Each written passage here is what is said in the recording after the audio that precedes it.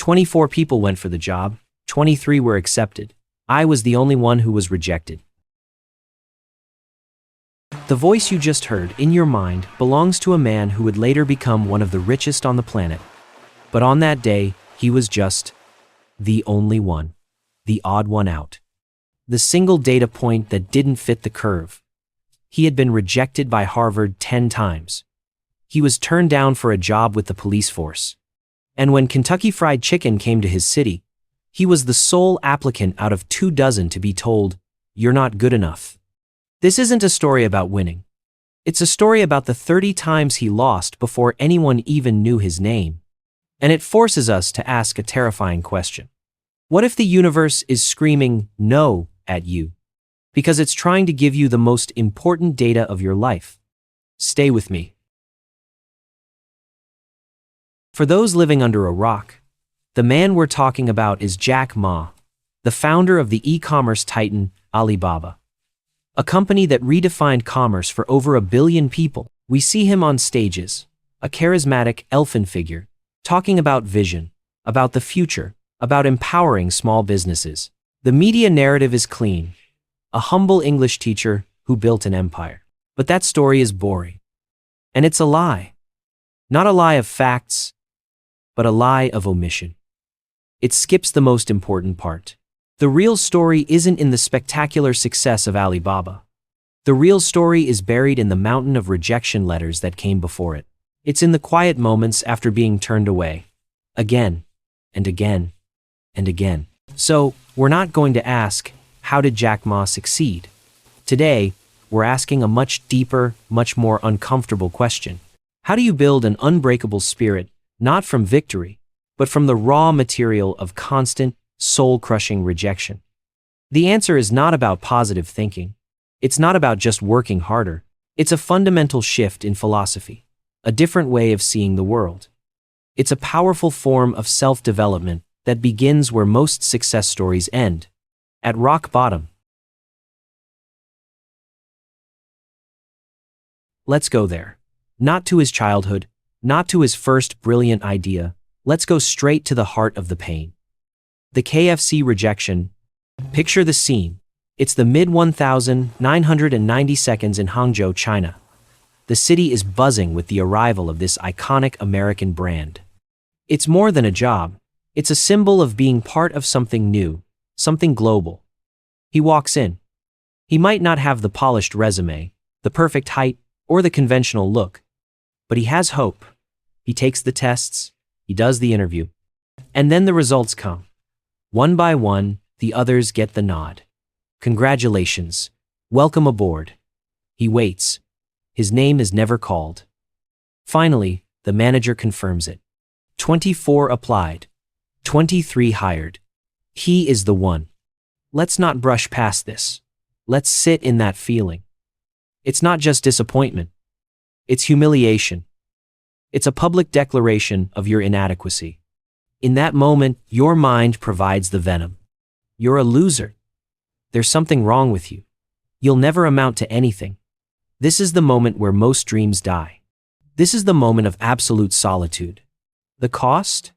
A piece of your self-worth, chipped away and discarded on the greasy floor of a fast food franchise. Now, here's the critical juncture. The conventional wisdom, the motivational posters, they all tell you the same thing. Don't take it personally. Prove them wrong. Stay hard. But what if that's the wrong advice? His specific wrong decision, in that moment, would have been to believe them, to internalize the rejection as a verdict on his value. And for a moment, he probably did. The real battle wasn't against the KFC manager. In this story, we need to identify the true enemy. It wasn't a person. The enemy was an invisible force. I call the algorithm of expectation. It's the silent societal code that says effort plus talent equals success. If you don't succeed, you must be lacking in one of the variables. This algorithm is cruel because it's binary. It's a pass divided by fail system. It leaves no room for context, for timing, for luck, for the beautiful, messy chaos of reality.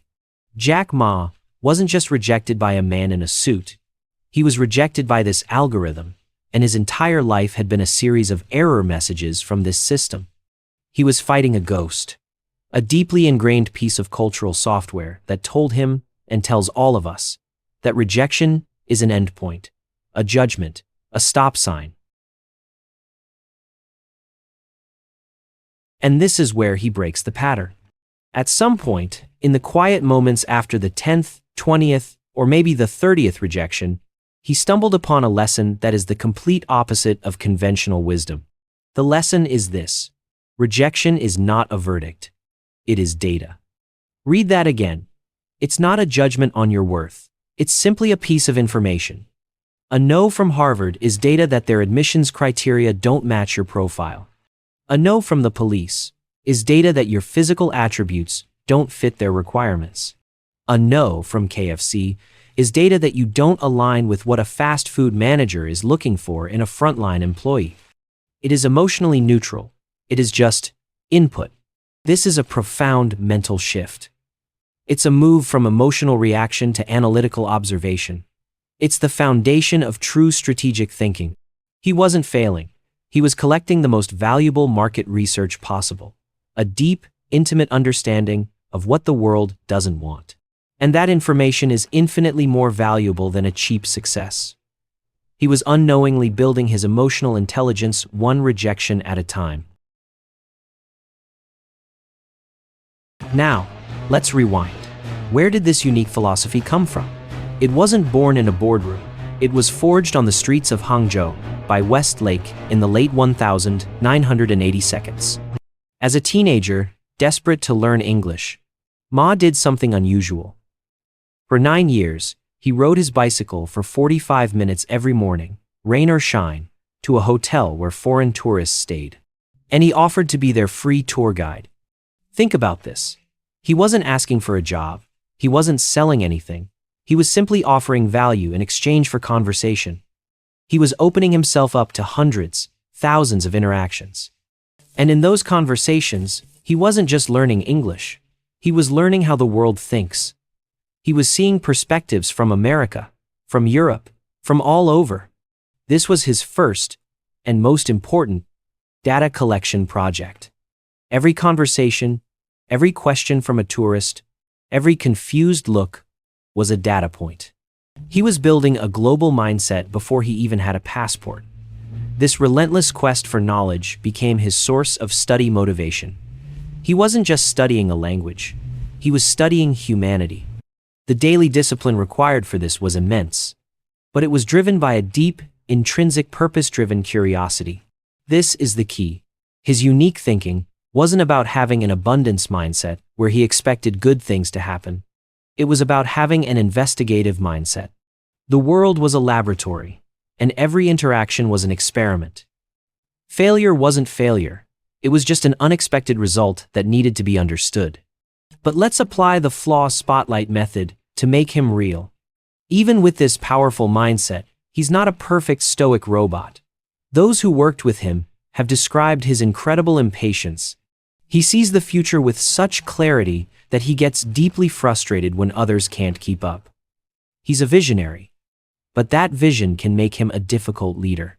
He still struggles, not with external rejection anymore, but with the internal friction of pulling the rest of the world toward a future it can't yet see. This imperfection makes his journey not just admirable, but relatable. This is the real path of personal development. You conquer one demon, only to find another, more subtle one to work on. So how do we, who are not building the next Alibaba, use this? How do we turn this powerful philosophy into action? Here's a simple 3-step formula derived from Jack Ma's journey. Let's call it the rejection refinery. It's how you can achieve your SMART goals. Step 1. Depersonalize the no. The next time you are rejected for a job, a date, a project, your first act of discipline is to consciously separate your identity from the outcome. Say it out loud. This is not a verdict on my worth. This is one data point from one source at one moment in time. You have to fight the urge to let it burn you. No excuses. Step 2. Interrogate the data. Ask clarifying questions. Why was it a no? Was it a lack of a specific skill? Was it bad timing? Was it a personality mismatch? Was it a bias you have no control over? Categorize the information.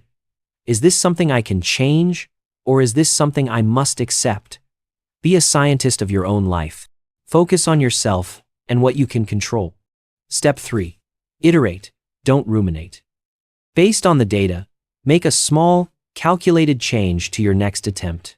Don't just try harder. Try smarter. Maybe you need to rewrite your resume. Maybe you need to apply to a different type of company.